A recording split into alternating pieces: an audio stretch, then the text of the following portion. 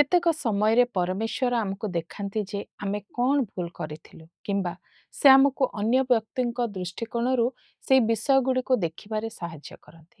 କେତେକ ସମୟରେ ପରମେଶ୍ୱର ଆମକୁ କହନ୍ତି ଯେ ମୁଁ ଯାହାକୁ ଆଘାତ ଦେଇଛି ତାଙ୍କୁ କ୍ଷମା ମାଗିବା ଆବଶ୍ୟକ।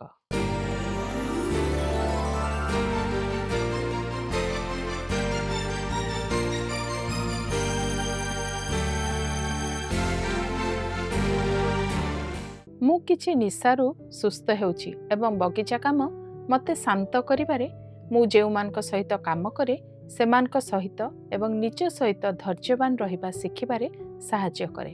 ଏହା ମୋତେ ମୂଲ୍ୟବାନ ଶିକ୍ଷା ଦେଇଛି ଏବଂ ଯେହେତୁ ମୁଁ ଏକ ଅତ୍ୟନ୍ତ ଜନଗହଳିପୂର୍ଣ୍ଣ ସହରରେ ରହୁଛି, ଏହା ମୋତେ ଏପରି ଏକ ସ୍ଥାନରେ ରହିବାକୁ ସାହାଯ୍ୟ କରେ ଯେଉଁଠାରେ ମୁଁ ଚିନ୍ତା କରିପାରିବି ଏବଂ ପ୍ରକୃତିର ନିକଟତର ହୋଇପାରିବି।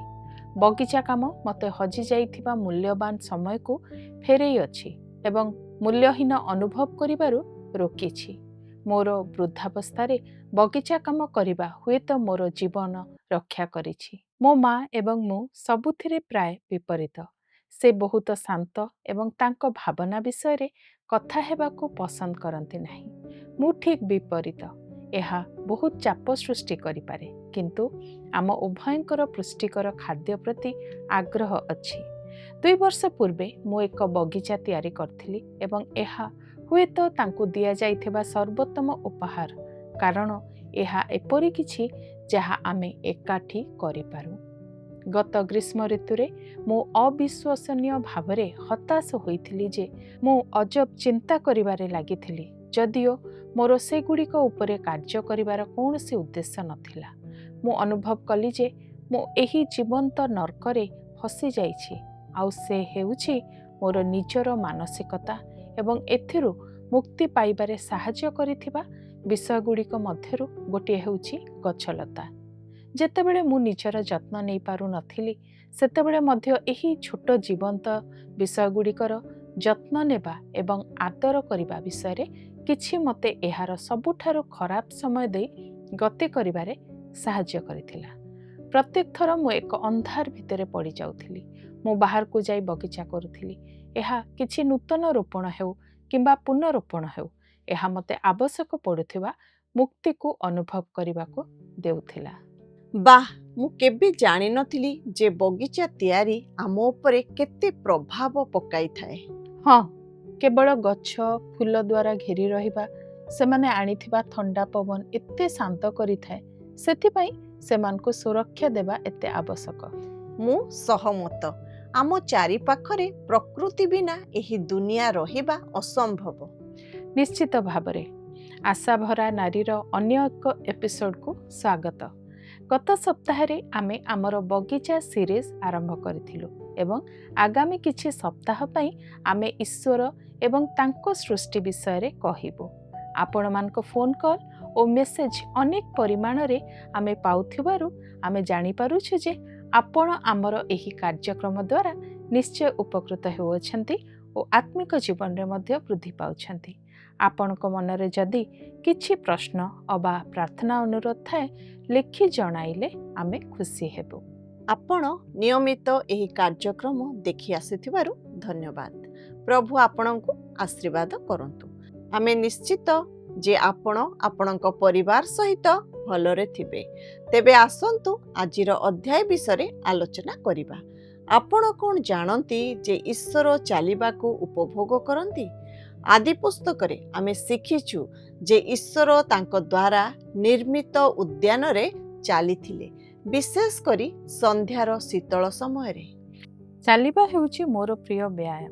ଯଦି ପାଗ ଭଲ ଥାଏ, ତେବେ ମୁଁ ପ୍ରତିଦିନ ସକାଳେ ଆମ ଘର ପାଖ ପାର୍କରେ ଚାଲେ।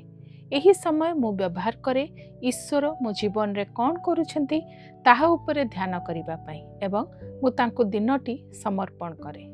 ତେଣୁ ଏହି ଉପାୟରେ ଆପଣ ଆପଣଙ୍କର ଶାରୀରିକ ବ୍ୟାୟାମ ଏବଂ ଆପଣଙ୍କର ଆଧ୍ୟାତ୍ମିକ ବ୍ୟାୟାମ ପାଆନ୍ତି। ନିଶ୍ଚିତ ଭାବରେ। ମୁଁ ଜାଣିପାରୁଛି ଯେ ଯେତେବେଳେ ମୁଁ ଚାଲିଥାଏ, ଗଛ ଫୁଲ ଏବଂ ପକ୍ଷୀମାନଙ୍କ ମଧ୍ୟରେ ତାଙ୍କ ସହିତ ସଂଯୋଗ ସ୍ଥାପନ କରିବା ମୋ ପାଇଁ ସହଜ ହୋଇଥାଏ। ଆମ ମଧ୍ୟରୁ ଅନେକ ପ୍ରକୃତି ମଧ୍ୟରେ ମଜି ରହିବାକୁ ଉପଭୋଗ କରନ୍ତି। ଠିକ୍ କି ବାହାରେ ରହିବା ଏବଂ ସୃଷ୍ଟିରେ ପରମେଶ୍ୱର ଯାହା ତିଆରି କରିଛନ୍ତି ତାହା ଉପଭୋଗ କରିବା ବିଷୟରେ କିଛି ଆଶ୍ଚର୍ଯ୍ୟଜନକ କଥା ଅଛି। ସୁନ୍ଦର ଦୃଶ୍ୟ ଅନୁଭବ କରିବା ଦ୍ୱାରା ଏହା ମୋତେ ମନେ ପକାଇ ଦିଏ ଯେ ଈଶ୍ୱର ପ୍ରକୃତରେ କେତେ ମହାନ। ଈଶ୍ୱର ଆମେ କଳ୍ପନା କରିବା ଅପେକ୍ଷା ବହୁତ ମହାନ ଏବଂ ଜଟିଳ। ଯେତେବେଳେ ଆମେ ଏକ ପର୍ବତ ଉପରକୁ ଚଢ଼ି ଏକ ସୁନ୍ଦର ଦୃଶ୍ୟ ଦେଖୁ, ଏହା ଈଶ୍ୱରଙ୍କ ଏବଂ ତାଙ୍କ ଦ୍ୱାରା ସୃଷ୍ଟି ହୋଇଥିବା ବିଶ୍ୱର ସୃଷ୍ଟିର ଐଶ୍ୱର୍ଯ୍ୟତାକୁ ମନେ ପକାଇଥାଏ। ମୁଁ ଆପଣଙ୍କୁ କିଛି ପଚାରିବାକୁ ଚାହେଁ, ଆମେ ସୃଷ୍ଟିରେ ଈଶ୍ୱରଙ୍କୁ ପାଇଥାଉ କି? ପ୍ରକୃତିରେ ରହି ଆମେ କେବେ ଈଶ୍ୱରଙ୍କ ନିକଟତର ଅନୁଭବ କରିପାରୁ କି?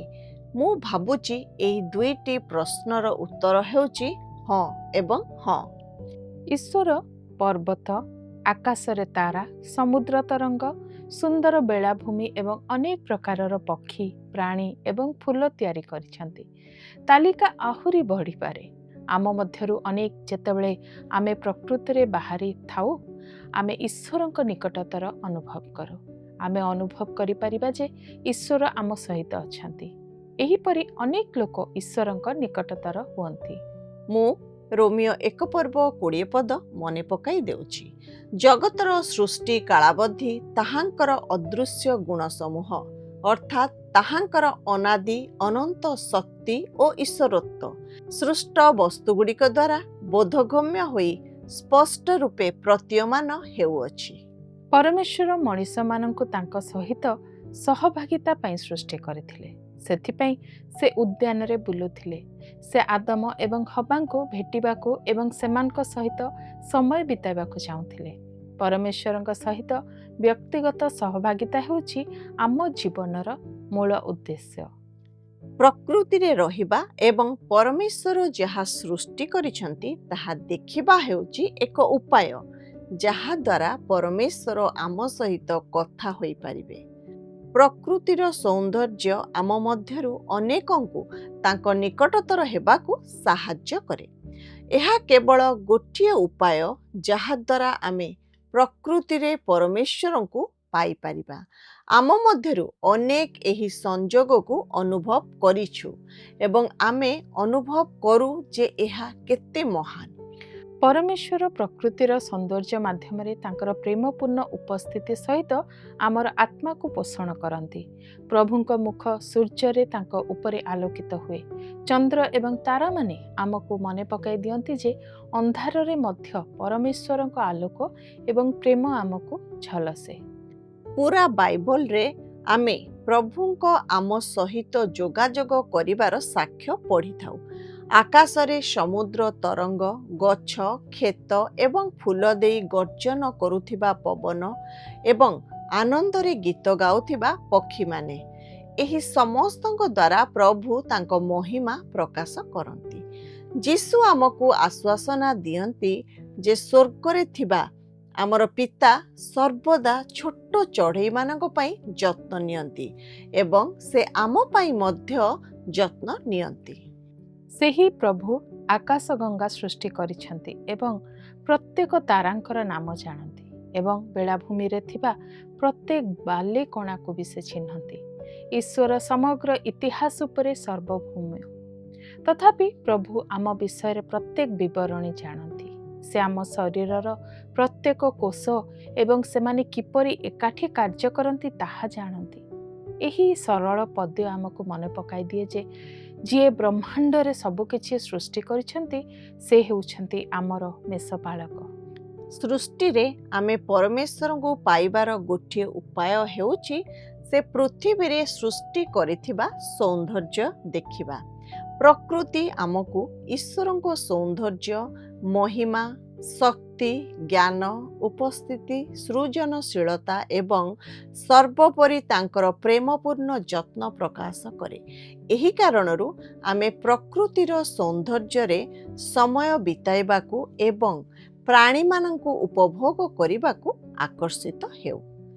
ଆମ ମଧ୍ୟରୁ ଅଧିକାଂଶ ଯେଉଁମାନେ ହୁଏତ ପ୍ରସିଦ୍ଧ ପୁରାତନ ଗୀତ ଶୁଣିଥିବେ, ଆମର ଈଶ୍ୱର ଏବଂ ରାଜାଙ୍କ ସମସ୍ତ ପ୍ରାଣୀ, ଏହା ଆସିସିର ସେଣ୍ଟ ଫ୍ରାନ୍ସିସ୍ ଦ୍ୱାରା ଲେଖାଯାଇଥିଲା। ଏଠାରେ ପ୍ରେରଣା ପଛରେ ଥିବା କାହାଣୀ ଅଛି।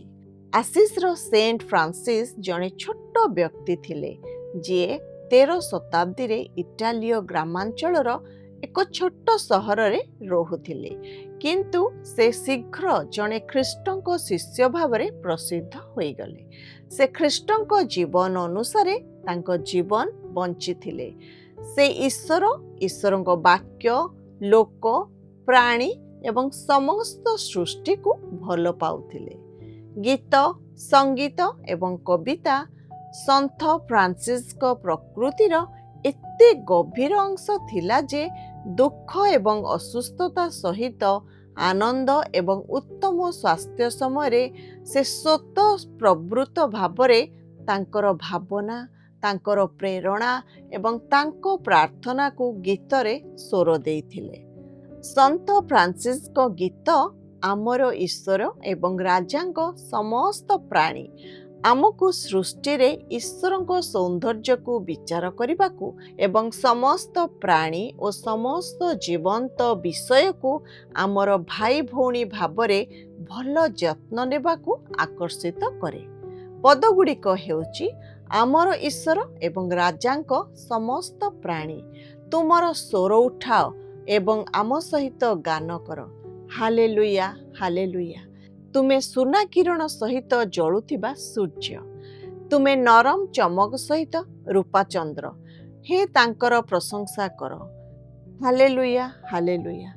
ତୁମେ ଏତେ ଶକ୍ତିଶାଳୀ ଦ୍ରୁତଗତିରେ ପବନ, ତୁମେ ସ୍ୱର୍ଗରେ ଯାତ୍ରା କରୁଥିବା ମେଘ, ତୁମେ ତାଙ୍କର ପ୍ରଶଂସା କର। ହାଲେଲୁୟା। ତୁମେ ଉଦୀୟମାନ ଚନ୍ଦ୍ର, ପ୍ରଶଂସାରେ ଆନନ୍ଦ କର। ତୁମେ ସନ୍ଧ୍ୟାର ଆଲୋକ, ଏକ ସ୍ୱର ଖୋଜ। ପ୍ରାୟତଃ ମୋର ଚାଲିବା ସମୟରେ ପରମେଶ୍ୱର ଏବଂ ମୁଁ ଆମର ଚାଲିବା ସମୟରେ ପରମେଶ୍ୱର ସହିତ କଥା ହେଉ। ଯେତେବେଳେ ମୋର ଏକ ଭଲ ଦିନ ଥାଏ, ମୁଁ ତାହା ପରମେଶ୍ୱରଙ୍କ ସହିତ ବାଣ୍ଟେ ଏବଂ ମୁଁ ତାଙ୍କୁ ପ୍ରଶଂସା ଏବଂ ଧନ୍ୟବାଦ ଦିଏ। ମୋର ଆତ୍ମା କୃତଜ୍ଞତାରେ ଭରା ଆତ୍ମା। କିନ୍ତୁ କିଛି ଦିନ ଯାହା କଷ୍ଟକର, ମୁଁ ଜାଣେ ଏହା ତୁମ ପାଇଁ ବିଶ୍ୱାସ କରିବା କଷ୍ଟକର ହେଇପାରେ। କିନ୍ତୁ ଏପରି ସମୟ ଅଛି ଯେତେବେଳେ ମୁଁ ହତାଶ ହୋଇ କାମ ଛାଡ଼ିଦିଏ।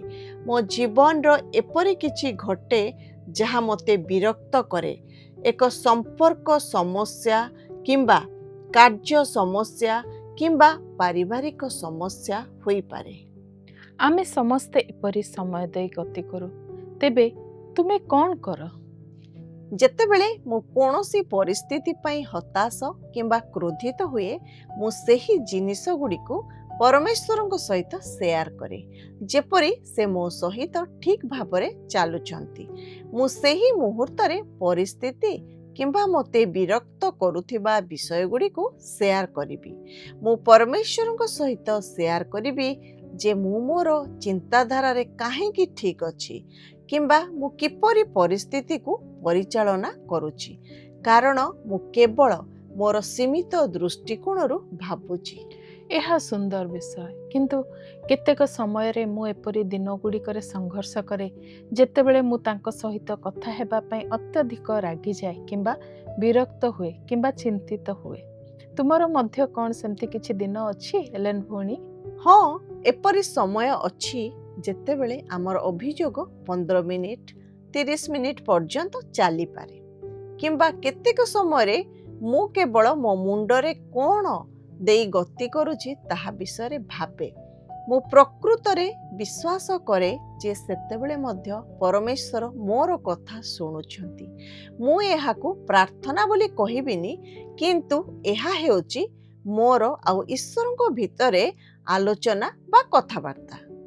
ମୁଁ ନିଶ୍ଚିତ ଯେ ଆମେ ସମସ୍ତେ ଏପରି ସମୟ ଅନୁଭବ କରିଛୁ ଏବଂ ଈଶ୍ୱରଙ୍କ ସହିତ କଥା ହୋଇ ଆମେ ଭଲ ଅନୁଭବ କରୁ ଏବଂ ଆମେ ତାଙ୍କ ନିକଟରେ ଆମର ହୃଦୟ ଖୋଲି ଏବଂ ଆମେ ତାଙ୍କ ନିକଟରେ ଆମର ହୃଦୟ ଖାଲି କରିବା ପରେ ଆମ ହୃଦୟରେ ଏକ ପରିବର୍ତ୍ତନ ଘଟେ।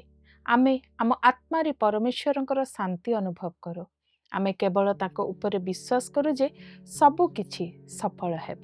ତଥାପି ଏପରି ସମୟ ଅଛି ଯେତେବେଳେ ପରମେଶ୍ୱର ଆମ ସହିତ କଥା ହୁଅନ୍ତି।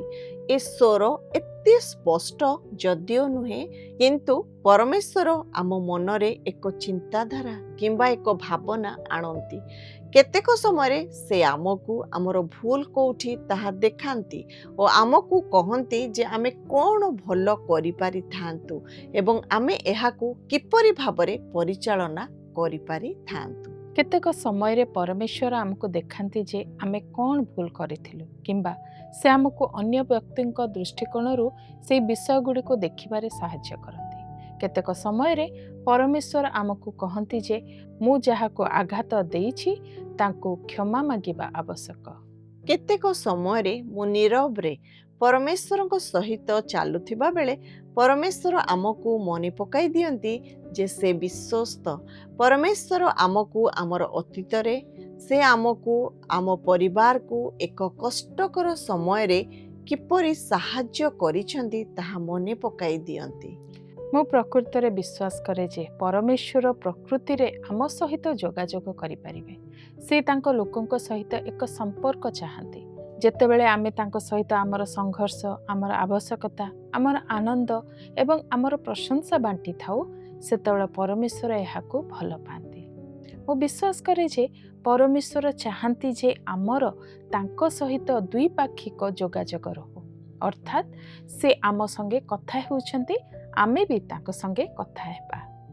ମୋର ପ୍ରିୟ ଅଧ୍ୟାୟ ମଧ୍ୟରୁ ଗୋଟିଏ ହେଉଛି ଗୀତ ସଂହିତା 23। ସମଗ୍ର ବାଇବଲର ସବୁଠାରୁ ପ୍ରସିଦ୍ଧ ଅଂଶ ମଧ୍ୟରୁ ଗୋଟିଏ। ଏହି ଅଂଶଟି ଶତାବ୍ଦୀ ଧରି ଅଗଣିତ ଲୋକଙ୍କୁ ସାନ୍ତ୍ୱନା ଏବଂ ଉତ୍ସାହ ଆଣିଛି। ଏହି ଗୀତ ସଂହିତା କିପରି ପରମେଶ୍ୱର ଆମ ଜୀବନ ସାରା ଆମକୁ ମାର୍ଗଦର୍ଶନ ଏବଂ ଆଶୀର୍ବାଦ କରିବାକୁ ଚାହାନ୍ତି ତାହାର ଏକ ସୁନ୍ଦର ଚିତ୍ର ଉନ୍ମୋଚନ କରେ। ଗୀତ ସଂହିତା 23:1-4 ଲେଖାଯାଏ, ସଦାପ୍ରଭୁ ମୋହର ପ୍ରତିପାଳକ, ମୋହର ଅଭାବ ହେବ ନାହିଁ। ସେ କୋମଳ ତୃଣମୟ ସ୍ଥାନରେ ମୋତେ ଶୟନ କରାନ୍ତି। ସେ ସ୍ଥିର ଜଳ ପାଖେ ପାଖେ ମୋତେ କଢ଼ାଇ ନିଅନ୍ତି। ସେ ମୋ ପ୍ରାଣକୁ ସୁସ୍ଥ କରନ୍ତି। ସେ ଆପଣା ନାମ ସକାଶୁ ଧର୍ମପଥରେ ମୋତେ କଢ଼ାଇ ନିଅନ୍ତି।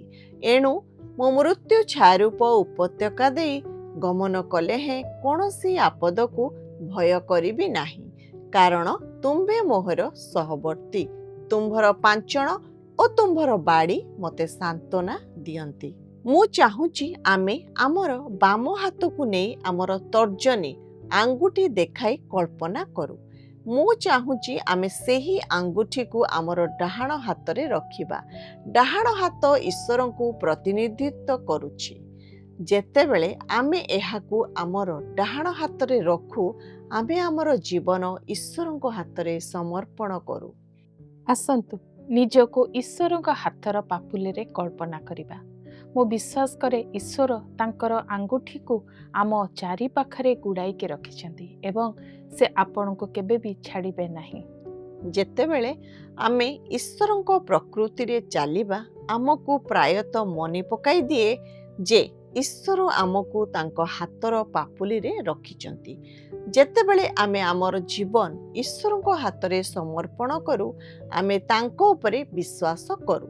ଯେତେବେଳେ ଆମେ ଈଶ୍ୱରଙ୍କ ଉପରେ ବିଶ୍ୱାସ ରଖୁ, ସେ ଆମକୁ ଛାଡ଼ିବେ ନାହିଁ। ଈଶ୍ୱରଙ୍କ ମନରେ ଆମ ପାଇଁ ସର୍ବୋତ୍ତମ ଯୋଜନା ଅଛି। ଈଶ୍ୱର ପ୍ରେମରେ ପରିପୂର୍ଣ୍ଣ। ଗୀତ ସଂହିତା 139:13-14 ପଦ କହେ, କାରଣ ତୁମ୍ଭେ ମୋହର ମର୍ମର କର୍ତ୍ତା, ତୁମ୍ଭେ ମୋତେ ମାତୃଗର୍ଭରେ ଆଚ୍ଛାଦନ କରିଅଛ। ମୁଁ ତୁମ୍ଭଙ୍କୁ ଧନ୍ୟବାଦ ଦେବି, କାରଣ ମୁଁ ଭୟଙ୍କର ଓ ଆଶ୍ଚର୍ଯ୍ୟ ରୂପେ ନିର୍ମିତ। ତୁମ୍ଭର କର୍ମ ସକଳ ଆଶ୍ଚର୍ଯ୍ୟ, ଏହା ମୋ ପ୍ରାଣ ଭଲ ରୂପେ ଜାଣେ। ଆମେ ଜନ୍ମ ହେବା ପୂର୍ବରୁ ପରମେଶ୍ୱର ଆମକୁ ଦେଖିଥିଲେ ଏବଂ ଭଲ ପାଇଥିଲେ। ମୁଁ ବିଶ୍ୱାସ କରେ ଯେ ପରମେଶ୍ୱର ଆମ ସହିତ ଏକ ସମ୍ପର୍କ ଚାହାନ୍ତି, କାରଣ ସେ ଆମକୁ ଆରମ୍ଭରୁ ସୃଷ୍ଟି କରିଥିଲେ। ଆମ ମଧ୍ୟରୁ ଯେଉଁମାନେ ଯୀଶୁଙ୍କୁ ଏବଂ ସେ ଆମ ପାଇଁ କରିଥିବା ସମସ୍ତ କାର୍ଯ୍ୟର ସୁସମ୍ବାଦରେ ବିଶ୍ୱାସ କରନ୍ତି, ସେମାନଙ୍କ ପାଇଁ ପ୍ରଭୁ ଯୀଶୁ ହେଉଛନ୍ତି ଆମର ବ୍ୟକ୍ତିଗତ ମେଷପାଳକ। ମେଷପାଳକ ଭାବରେ ପରମେଶ୍ୱର ପ୍ରତିଦିନ ଆମ ଉପରେ ନଜର ରଖନ୍ତି। ସେ ନିଶ୍ଚିତ କରିବେ ଯେ ଆମର ଆବଶ୍ୟକତା ପୂରଣ ହେଉଛି। ପ୍ରଭୁ ଯୀଶୁ ତାଙ୍କ ମେଷମାନଙ୍କର ପ୍ରତ୍ୟେକ ପ୍ରକୃତ ଆବଶ୍ୟକତାକୁ ପୂରଣ କରିବେ। ଯୀଶୁ ଆମର ମେଷପାଳକ ଭାବରେ ଚାହାନ୍ତି ନାହିଁ ଯେ ତାଙ୍କ ମେଷ କିମ୍ବା ତାଙ୍କ ସନ୍ତାନ ଭାବରେ ଆମେ କୌଣସି ପ୍ରକାର ଅଭାବଗ୍ରସ୍ତ ହେଉ। ପ୍ରଭୁଙ୍କ ପାଖରେ ଆମର ପ୍ରତ୍ୟେକ ପ୍ରକୃତ ଆବଶ୍ୟକତାର ପୂରଣ କରିବାର ଶକ୍ତି ଅଛି। ଆମେ ଆମ ଜୀବନର ଜରୁରୀ ବିଷୟଗୁଡ଼ିକରେ ଈଶ୍ୱରଙ୍କୁ ବିଶ୍ୱାସ କରିପାରିବା। ମୋ ପାଇଁ ଏହି ପଦ ମୋତେ ଉତ୍ସାହ ଦିଏ ଏବଂ ମୋ ଜୀବନ ପାଇଁ ଆଶା ଦିଏ। ଗୀତ ସଂହିତା 23:2ରେ ଯେପରି କୁହାଗଲା, ସେ ମୋତେ ସବୁଜ ଚରାଭୂମିରେ ଶୁଆଇ ଦିଅନ୍ତି, ସେ ମୋତେ ସ୍ଥିର ଜଳ ପାଖରେ କଢ଼ାଇ ନିଅନ୍ତି। ସବୁଜ ଚରାଭୂମି ପ୍ରଚୁରତା, ବିଶ୍ରାମ ଏବଂ ସତେଜତାର ଏକ ଚିତ୍ର। ସବୁଜ ଚରାଭୂମିରେ ଶୋଇଥିବା ଏକ ମେଣ୍ଢା ଦୁନିଆରେ କୌଣସି ଯତ୍ନ ପାଏ ନାହିଁ। ମେଣ୍ଢାଗୁଡ଼ିକ ପ୍ରଚୁର ଖାଦ୍ୟ ଦ୍ୱାରା ଘେରି ରହିଥାନ୍ତି ଏବଂ ତାଙ୍କୁ ମେଷପାଳକ ଖାଦ୍ୟ ଯେଉଁ ସ୍ଥାନରେ ଅଛି ସେଠାକୁ ଚରାଇବାକୁ ନେଇଥାଏ। ଶାନ୍ତ ପାଣି ଆମକୁ ସେହି ଶାନ୍ତିର କଥା ମନେ ପକାଇ ଦିଏ, ଯାହା କେବଳ ପରମେଶ୍ୱର ଦେଇପାରିବେ। ଯିଏ ପରମେଶ୍ୱରଙ୍କ ପାଖେ ଭରସା କରେ ସେ ଅସ୍ଥିର ହେବ ନାହିଁ, ମାତ୍ର ସ୍ଥିର ରହିବ। ଏହି ପଦ ଆମ ପ୍ରତ୍ୟେକଙ୍କୁ ତାଙ୍କ ଚରାସ୍ଥାନର ମେଷ ଏବଂ ସନ୍ତାନ ଭାବରେ ସାନ୍ତ୍ୱନା ଏବଂ ବିଶ୍ରାମ ପ୍ରଦାନ କରେ। ପରମେଶ୍ୱର ଆମକୁ ଖାଦ୍ୟ, ପାଣି ଏବଂ ଆମକୁ ଆବଶ୍ୟକ ଶାନ୍ତି ଯୋଗାଇବାକୁ ପ୍ରତିଶ୍ରୁତି ଦିଅନ୍ତି। ଆମ ଜୀବନରେ ଏପରି ସମୟ ଆସେ ଯେତେବେଳେ ଆମକୁ ଆମ ଜୀବନରେ କେବଳ ବିଶ୍ରାମ ଏବଂ ଶାନ୍ତି ଆବଶ୍ୟକ ହୁଏ। ମୁଁ ବିଶ୍ୱାସ କରେ ଯେ ପରମେଶ୍ୱର ଆମକୁ ତାହା ଦେବାକୁ ଚାହାନ୍ତି। ଗୀତ ସଂହିତା 23:3ରେ ଲେଖାଯାଏ, ସେ ମୋ ପ୍ରାଣକୁ ସୁସ୍ଥ କରନ୍ତି, ସେ ଆପଣା ନାମ ସକାଶୁ ଧର୍ମପଥରେ ମୋତେ କଢ଼ାଇ ନିଅନ୍ତି। ଏହି ଗୀତ ସଂହିତାରେ ଦାଉଦ ମେଷମାନଙ୍କୁ ଖାଦ୍ୟ ଏବଂ ପାଣି ସହିତ ପୁଷ୍ଟ କରାଯାଉଥିବାର ଏକ ଚିତ୍ର ଆଙ୍କିଛନ୍ତି। ସେହିପରି ପରମେଶ୍ୱର ଆମକୁ ଆତ୍ମିକ ଏବଂ ମାନସିକ ଶାନ୍ତି ଦେଇ ପ୍ରେମରେ ପୋଷଣ କରନ୍ତି। ମୁଁ ବିଶ୍ୱାସ କରେ ଯେ ପରମେଶ୍ୱର ଆମେ ସମସ୍ତେ ସମ୍ମୁଖୀନ ହେଉଥିବା କଷ୍ଟ ଏବଂ ଚ୍ୟାଲେଞ୍ଜ ଗୁଡ଼ିକୁ ଅନୁଭବ କରନ୍ତି। ଦୈନନ୍ଦିନ ଜୀବନ ବହୁତ ଜଟିଳ ଏବଂ କ୍ଳାନ୍ତକାରୀ ହୋଇପାରେ। ପ୍ରଭୁ ଯୀଶୁ ଆମ ଆତ୍ମାକୁ ପୁନରୁଦ୍ଧାର କରିବେ। ପ୍ରଭୁ ଯୀଶୁ ଆମ ଆତ୍ମାକୁ ପୁନରୁଦ୍ଧାର କରିବା ପାଇଁ ଅଛନ୍ତି। ଆମର ମେଷପାଳକ ଭାବରେ ତାଙ୍କର ପ୍ରେମପୂର୍ଣ୍ଣ ଯତ୍ନ ଆମ ମନକୁ ଆରାମ ଦେଇପାରେ। ତେଣୁ ଆମେ ଶାନ୍ତିରେ ବିଶ୍ରାମ ନେଇପାରିବା, ସତେଜ ହୋଇପାରିବା ଏବଂ ଶକ୍ତିଶାଳୀ ହୋଇପାରିବା। ମୁଁ ଭଲ ପାଏ ଯେ ମେଷପାଳକ ଆମକୁ ଆମର ପଥ ମାର୍ଗଦର୍ଶନ କରିବା ପାଇଁ ଏକ ପ୍ରତିଶ୍ରୁତି ଦିଅନ୍ତି। ପରମେଶ୍ୱର କୁହନ୍ତି ନାହିଁ ଯେ ସେ ଆମକୁ ତାଙ୍କ ଯୋଜନାର ପ୍ରତ୍ୟେକ ବିବରଣୀ ଦେବେ। ପରମେଶ୍ୱର ମୋତେ ସଠିକ ପଥରେ ମାର୍ଗଦର୍ଶନ କରିବେ। ମୁଁ ଭଲ ପାଏ ଯେ ପରମେଶ୍ୱର ମେଷମାନଙ୍କୁ ଆଗକୁ ବଢ଼ିବାରେ ନେତୃତ୍ୱ ଦେବେ ଏବଂ ସାହାଯ୍ୟ କରିବାର ପ୍ରତିଶ୍ରୁତି ଦିଅନ୍ତି। ଆମେ ତାଙ୍କ ନିକଟତର ହେବା ସହିତ ସେ ଆମର ପଥ ସିଧା କରିବେ। ମୁଁ ଦୃଢ଼ ଭାବରେ ବିଶ୍ୱାସ କରେ ଯେ ମେଷପାଳକ ତାଙ୍କ ମେଷମାନଙ୍କ ପାଇଁ ଏହା ସବୁ କରନ୍ତି। ଗୀତ ସଂହିତା 23 ପର୍ବ 4 ପଦରେ ଲେଖାଯାଏ, ଏପରିକି ଏଣୁ ମୁଁ ମୃତ୍ୟୁଛାୟା ରୂପ ଉପତ୍ୟକା ଦେଇ ଗମନ କଲେ ହେ କୌଣସି ଆପଦକୁ ଭୟ କରିବି ନାହିଁ, କାରଣ ତୁମ୍ଭେ ମୋହର ସହବର୍ତ୍ତୀ, ତୁମ୍ଭର ପାଞ୍ଚଣ ଓ ତୁମ୍ଭର ବାଡ଼ି ମୋତେ ସାନ୍ତ୍ୱନା ଦିଅନ୍ତି। ଆମେ ସର୍ବଦା ପ୍ରଭୁଙ୍କ ସହିତ ସାକ୍ଷାତ କରିବା ପାଇଁ ଏକ ପ୍ରକୃତ ଉଦ୍ୟାନକୁ ଯାଇପାରିବୁ ନାହିଁ, କିନ୍ତୁ ଆମେ ଆମ ମନରେ ପ୍ରଭୁଙ୍କ ଏକ ଉଦ୍ୟାନ ରଖିପାରିବା ଏବଂ ଏହାକୁ ପ୍ରାୟତଃ ପରିଦର୍ଶନ କରିପାରିବା। ଆମେ ବାଇବଲ ପଢ଼ି ଗୁଣାତ୍ମକ ସମୟ ବିତାଇ ବାଇବଲ ଶିକ୍ଷାଗୁଡ଼ିକୁ ଗ୍ରହଣ କରି ଏହି ଉଦ୍ୟାନରେ ପରମେଶ୍ୱରଙ୍କ ଚିନ୍ତାଧାରା ରୋପଣ ଏବଂ ପାଳନ କରିପାରିବା। ଯେତେବେଳେ ଆମେ ପ୍ରଭୁଙ୍କ ସହିତ କଥାବାର୍ତ୍ତା କରିବାରେ ସମୟ ବିତାଇବୁ, ଆମେ ଏହି ଉଦ୍ୟାନକୁ ବଢ଼ିବା ଏବଂ ପ୍ରସ୍ଫୁଟିତ ହେବାର ଦେଖିବୁ। ମୁଁ ଚାହେଁ ଯେ ଆମେ ମନେ ରଖୁ ଯେ ଆମେ ପ୍ରକୃତିରେ ପରମେଶ୍ୱରଙ୍କୁ ଖୋଜିପାରିବା। ପ୍ରକୃତିରେ ଆମେ ଯାହା ଦେଖୁ, ପରମେଶ୍ୱର ହେଉଛନ୍ତି ସମସ୍ତ ସୃଷ୍ଟିକର୍ତ୍ତା ଏବଂ ସେ ତାଙ୍କ ସୃଷ୍ଟି ମାଧ୍ୟମରେ ଆମ ସହିତ କଥାବାର୍ତ୍ତା କରନ୍ତି। ଏହା ତାଙ୍କ ସହିତ କଥାବାର୍ତ୍ତା କରିବା ପାଇଁ ମଧ୍ୟ ଉପଯୁକ୍ତ ସ୍ଥାନ। ସେ ଆଜି ଆମ ସହିତ ଦ୍ୱିପାକ୍ଷିକ ସମ୍ପର୍କ ଚାହାନ୍ତି। ଦ୍ୱିପାକ୍ଷିକ ସମ୍ପର୍କ ହେଉଛି ଏକ ବାର୍ତ୍ତାଳାପ ଯେଉଁଠାରେ ଆମେ ଈଶ୍ୱରଙ୍କ ସହିତ କଥାବାର୍ତ୍ତା କରୁ ଏବଂ ତାଙ୍କ ସହିତ ଆମର ଜୀବନ ବିତାଉ। आशा भरा नारी, आम्ही आशा भरा नारी. सांत्वना घेनो सांत्वना, सांत्वना घेनो सांत्वना. प्रेमोरी भुलाए मापरी सेजे, प्रेमोरी भुलाए मापरी सेजे, भरी देबे मने सांत्वना. सांत्वना, सांत्वना घेनो सांत्वना, सांत्वना घेनो सांत्वना.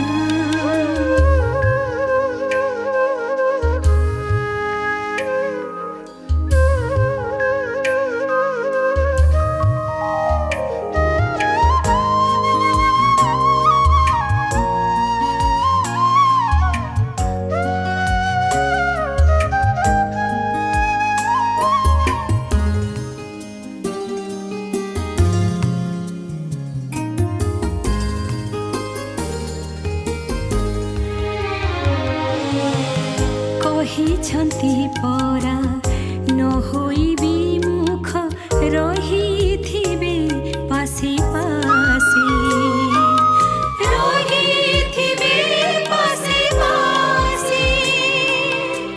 ସାହସ ଯୋଗାଇ ତୋଳି ନେବେ ବୁକେ ଦୁଃଖର ଜନି ଶେଷେ. ନହୁ ଅଧୀର ବ୍ୟସ୍ତ ପରାଣ, ନହୁ ଅଧୀର ବ୍ୟସ୍ତ ପରାଣ, ନିର୍ଭୟ ଘେନ ସାନ୍ତ୍ୱନା. ସାନ୍ତ୍ୱନା, ସାନ୍ତ୍ୱନା ଘେନ. ଆସନ୍ତୁ ପ୍ରାର୍ଥନା କରିବା।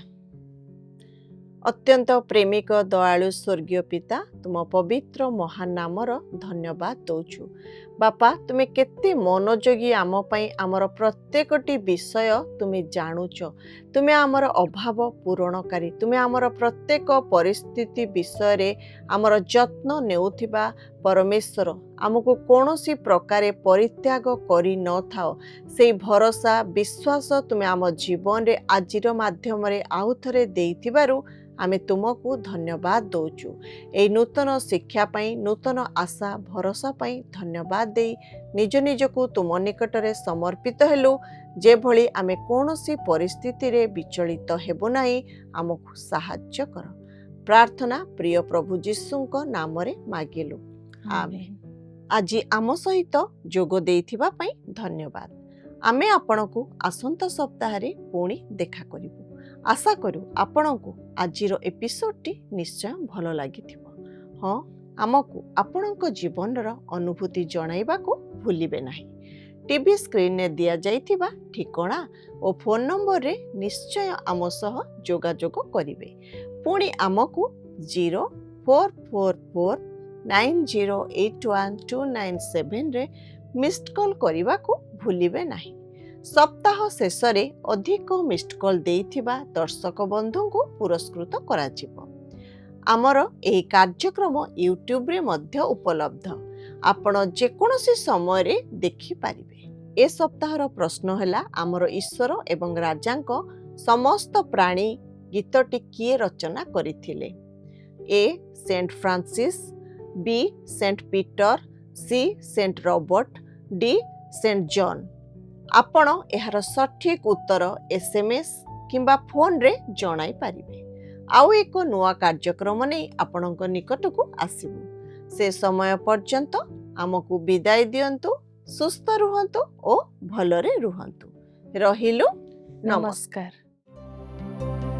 ଗତ ସପ୍ତାହର ବିଜୟ ଦର୍ଶକ ବନ୍ଧୁ ହେଲେ ବାଲେଶ୍ୱରରୁ ସୁକାନ୍ତ କୁମାର ସାହୁ ଓ ପରିବାର।